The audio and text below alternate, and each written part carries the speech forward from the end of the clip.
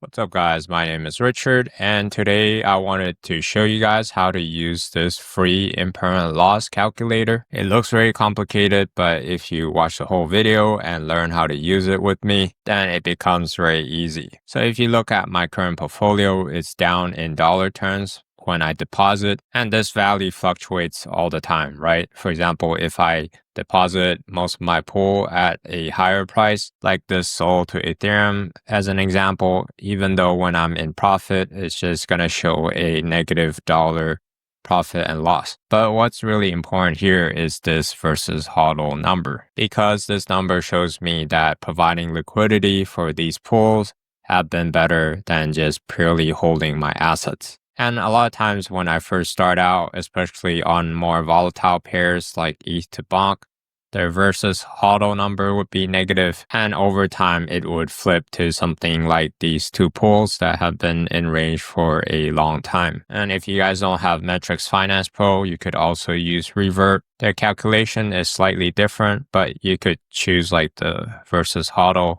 point here, or the Ethereum profit is what I like to look at the most. So let's dive right in. Let's look at an easy example first, in Ethereum and USD. So in this case, US dollar is the quote asset and Ethereum is the base asset. So if we look here, whatever's in front, like Ethereum USD, Ethereum is the base asset. Same thing with Solana USD.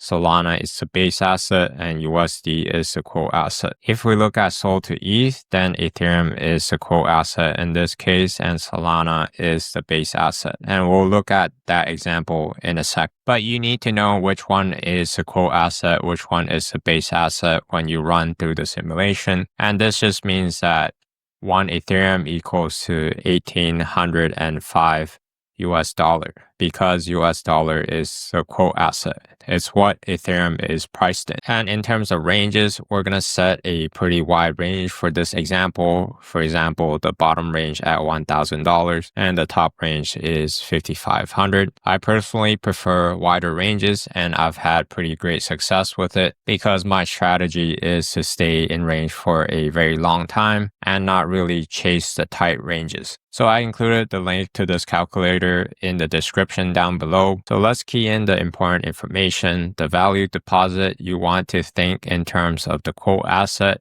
In this case, it's, let's just say $10,000 worth of USDC. And the price upper is what we looked at, 5,500. Price lower, 1,000. Price now, let's just use 1,800. And let's just say you deposited it right now. This graph is pretty smush. What you want to do is click on the graph settings on the top right. The x-axis, I could set it at 0 on the bottom range. The top range, you want to set it slightly higher than this price upper here. So let's just use 6,500. The Y number looks fine, but you could adjust this right number to be higher than what you deposited. So if you deposit 10,000, I could put 2,000 as an example. And you can hold shift and use the mouse wheel to kind of like move the X and Y axis so that it looks nice here. So the key use of this is, let's say I change the price now, Ethereum pumped to 2,500. You could see in this case, I would suffer a 4% impermanent loss. If it goes to $4,000, I would suffer a 20% impermanent loss. And it's basically comparing like the value of holding your tokens separately to whatever tokens that are in the pool. So if I just held the tokens, I would have roughly $17,000 versus if I have my liquidity pool, I would have $14,000. So 20% worth of impermanent loss. And if you're trying to outperform just holding your tokens in the market, then your APR should be higher than the impermanent loss over the long run. And let's hop back to the price now of 1,800. You can see when I deposit these tokens, I would have 37.4% worth of USDC, and the X is the Ethereum, the base asset in this case. So when I deposit, I would have roughly a $6,200 worth of Ethereum 6266, right, at the 1800 price. And if I want to know how much Ethereum is that, I want to take the right number divided by the left number. So 6266 divided by 1800, that's a 3.48 worth of Ethereum at the price of deposit. So the right number is basically how much Ethereum you have in terms of US dollar. So to figure out the actual Ethereum, you got to take the right number to divide it by the left, right? And let's just look at another example here at $4,000. I would have $3,200 worth of Ethereum. So 3,200 divided by 4,000, I would be left with only 0.8 Ethereum at the $4,000 mark. When you deposit these tokens in the liquidity pool, right, in this case, Ethereum and USDC, my Ethereum is getting converted to USDC on the way up. That's why you're suffering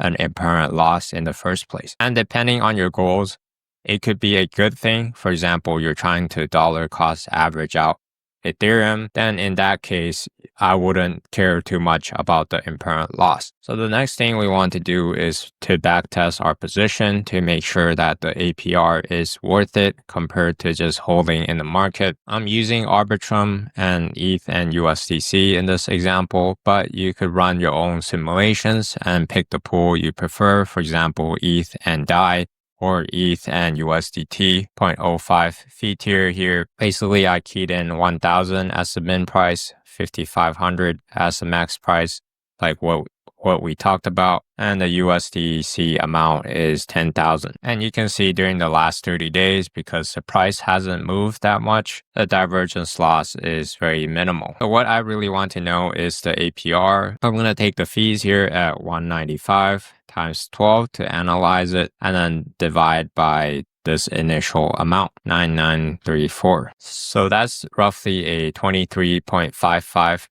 APR on my yield. And basically it would still be holding even if Ethereum trades at $4,000, as long as the APR stays consistent and I'm in range for more than a year. But nobody knows how the market is going to perform, but my pool is wide enough to probably stay in range for 6 to 12 months in this case. And whenever you're entering a new liquidity pool position, it would look something like this. The impermanent loss is kind of unpredictable. Sometimes it's low, sometimes it's high. That's the impermanent loss. It's at 0 when you first start out, right? And if the price comes back to your entry point, then the impermanent loss becomes 0 at this point. And sometimes if it dips below your entry, then I would consider it as a negative form of impermanent loss. If you're trying to make a USDC profit in terms of Ethereum and USDC, then you don't want the price to dip too much below your entry, right? Because you're going to end up with less USDC. But here's the graph of the fees.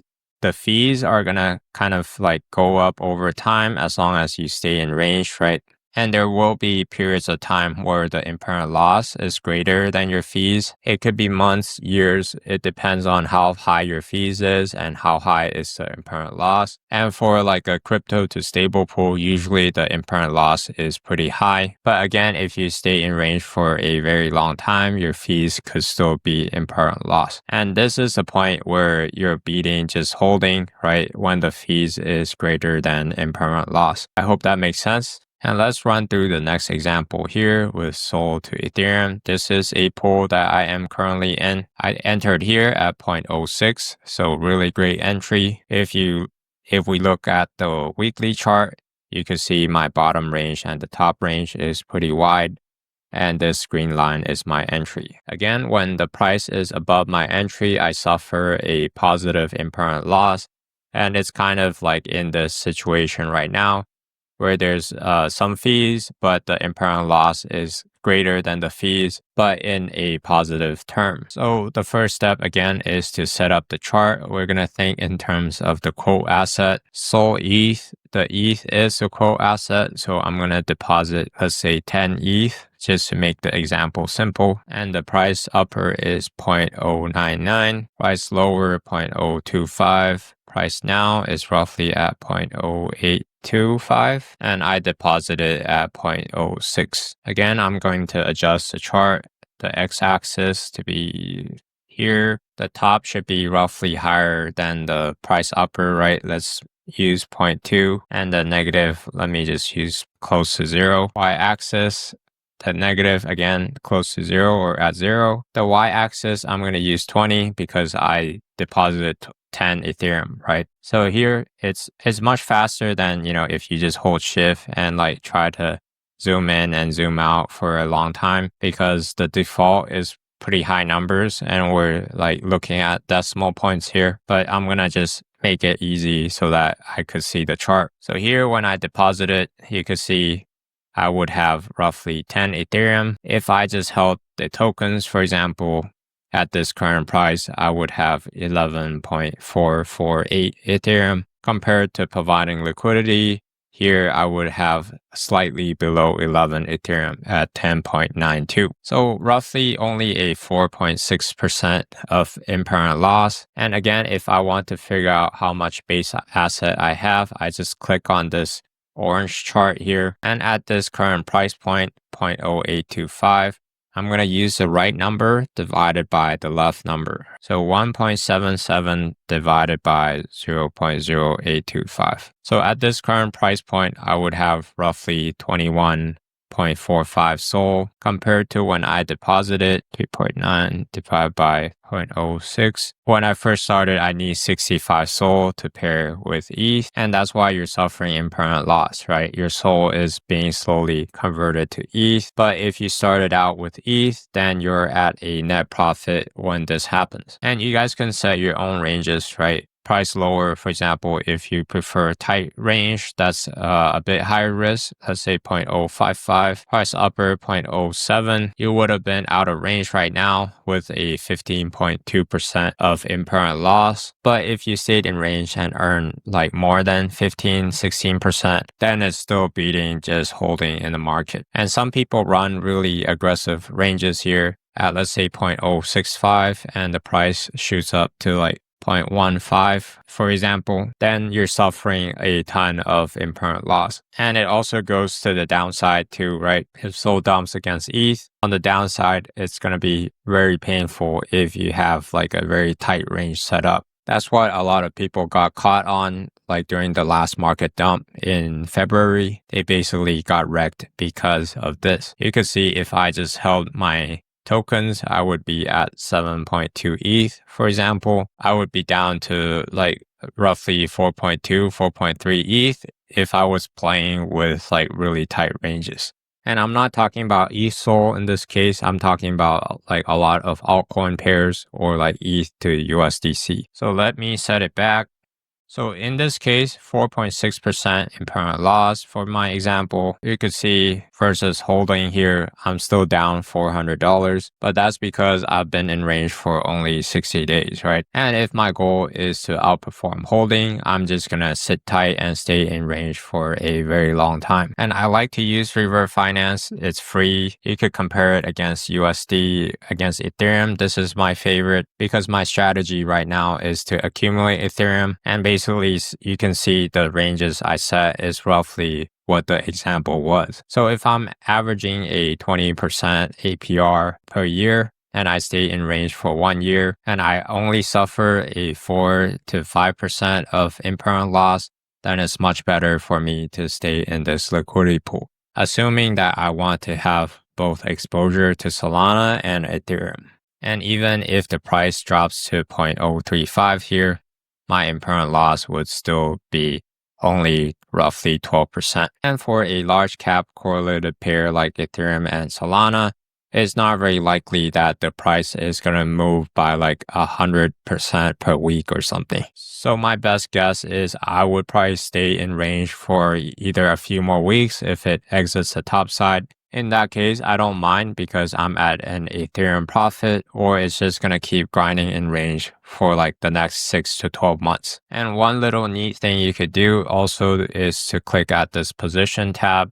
If it exits my top range, if I use 10 Ethereum, the Y max is basically what I would get, 11.09 Ethereum, not counting the fees, right? So a 10% ROI on my capital without counting the fees, that's pretty good. And if I was trying to accumulate more Solana and it drops to the downside, then I would end up with 223 SOL. And to get an average price, if you like kind of figure out how much Solana you're going to end up with, you basically take 10 Ethereum, the initial investment, divided by the X max is in this case 223 Solana. I would have bought my Solana at an average of 0.045 Ethereum. So I know the numbers are pretty complicated, but if you guys stick with it, then it's going to become easier and easier to run these simulations. In my opinion, you must know how to calculate impermanent loss when it comes to providing liquidity. You have to learn this. It's simply one of the necessary thing that you need to learn. Otherwise, you could be at a very big loss if you don't run through this whole process. And there are a lot of other videos on my channel like this beating impermanent loss video that's going to give you more actionable steps to beat impermanent loss and stuff like, why beating impermanent loss is kind of overrated and what you should care most about. So be sure to check those out if you have time. If you got some value out of this video, please like and subscribe. It's going to help me out a lot and hopefully it helps other people as well. Thanks for spending the time to watch this video and I'll catch you guys next time.